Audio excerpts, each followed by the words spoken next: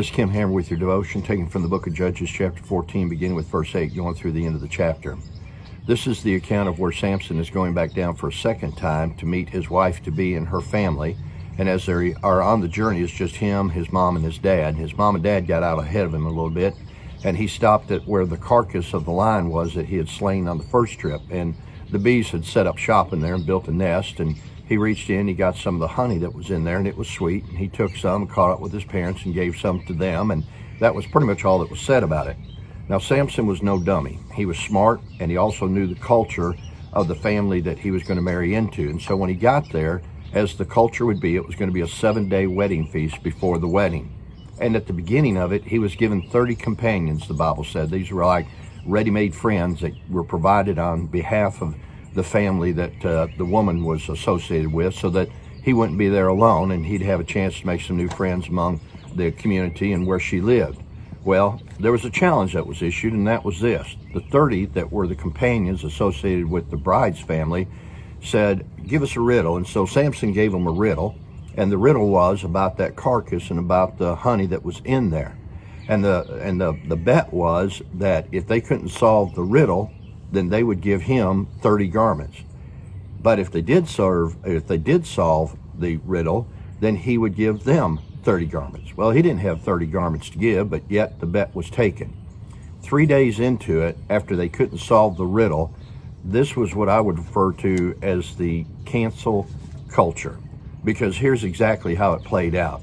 3 days into it, they were already presented with a challenge. They had the terms of engagement established as to what would be the victory and who would be the loser.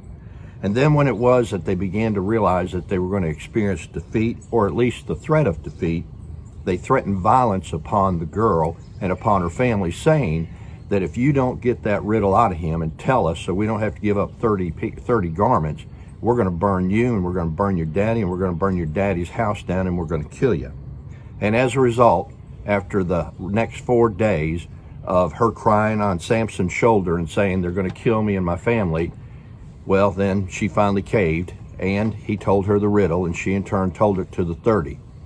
Now Samson in turn went out and killed 30 Philistines and took the garments off of them and brought them back and gave it to them and chastised them and scolded them.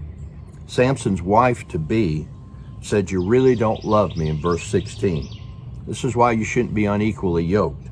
Unless conversion occurs, capitulation will be somebody's choice, and somebody's going to have to give up something. Here's some things you can learn from Judges chapter 14, 8 through 20. Know the customs of your adversary.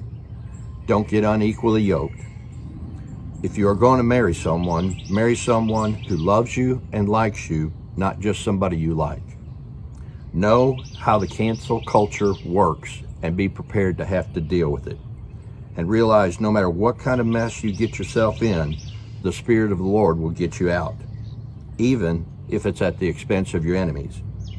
But why put yourself for God in that position if you would have just listened to wise counsel, as in the case of what his parents told him, and that was, can't you find somebody around here to marry?